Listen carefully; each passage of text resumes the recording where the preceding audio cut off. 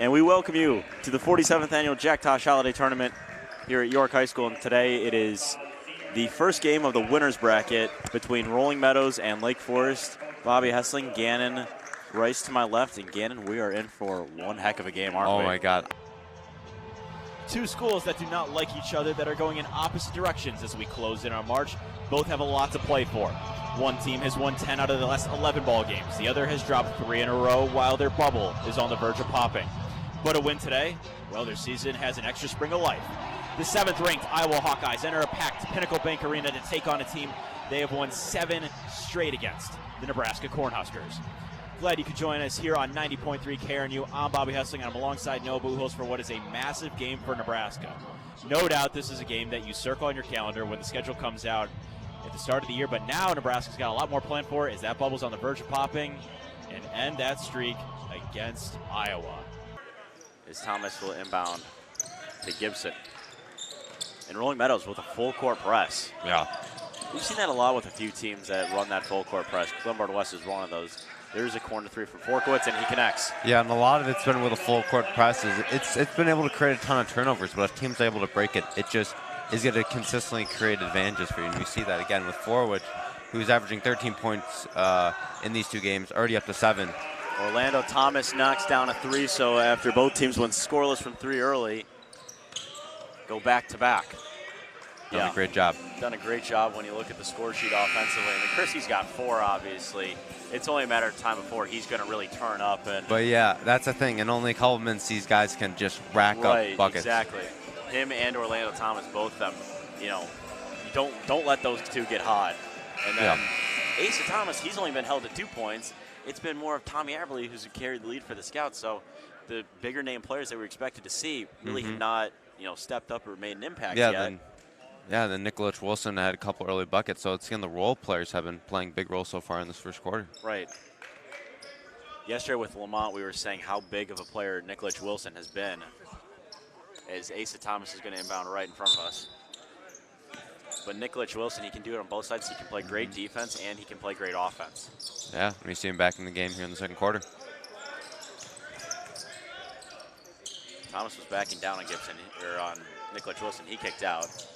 Pass falls a little short to Forkowitz. Gibson trying to move the ball around. In the hands of Thomas, open for 3, connects. Thomas is a very confident shooter, and he's showing you why. Same with the speed and athleticism. Orlando Thomas and Cam Christie, they can fly up and down the floor. Mark Nicholas Wilson is going to have a tough time grabbing rebounds this evening. And we are underway in playing basketball. Rolling Meadows secures the tip, and we are underway. Cam Christie starts with the ball. Glad you're with us. Christie gets it over to Orlando Thomas. Now top that 1-3-1 zone is Caden Pierce. I think Rolling Meadows at first is just going to try to break the zone. Orlando Thomas, that's a deep 3, hits back iron, and the rebound goes to Huff. Yeah, Glenbard West starting in their 1-3-1 zone. They do it against everybody. It makes it tough on the ball handlers at the top of the key. Just with all of the height that Glenbard West has, it's really hard to find a pass anywhere. Ryan Renfro reverse layup too strong. Rebound goes to Orlando Thomas. Orlando Thomas has had a very good tournament thus far. Cam Christie, corner 3, rattles in. Thomas, deep 3 after a lot of pump fakes, and he hits it. A deep 3 by Orlando Thomas, able to knock it down.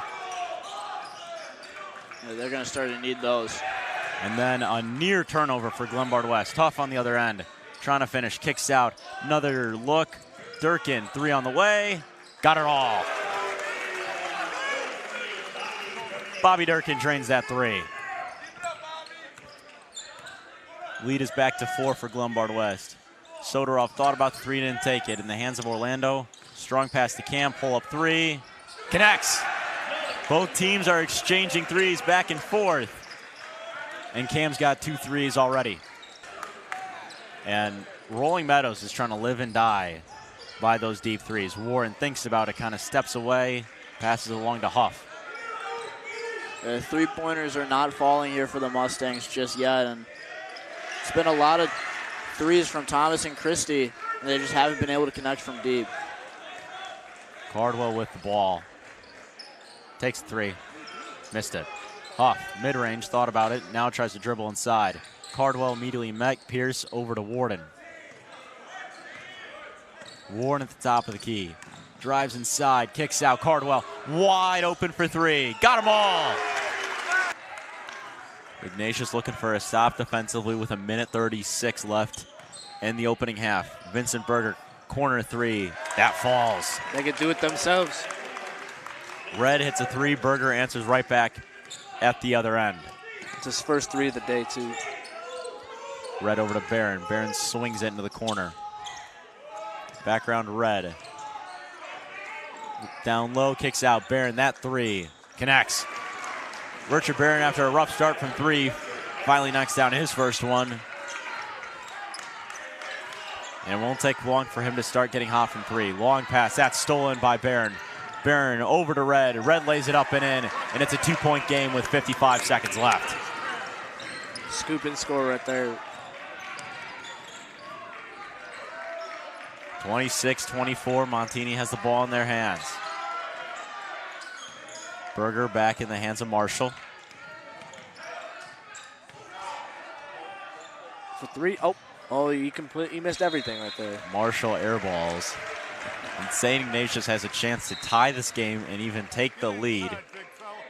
Oh, well, the refs told him to chill out over there. The ref, I was going to say, the whole St. Ignatius bench was standing up, and the official that just walked by us in front of the media table told him to sit down. See, anti-fun. Don't want to speculate anything. Maybe thought they were a little too close to the court, which is always a possibility with 20 seconds left. Casey over to Red. Red, that would have been a deep three. Instead, Barron's going to take a deep three, and he connects. He finally got it from there. Richard Barron connects with a deep three, and it's an 8-0 run to end the half. Unless this falls in. Which it does. He made it. With time expiring, Emery Marshall knocks down the long three. So I stand corrected. It is an 8-3 run to end the half. 29-27.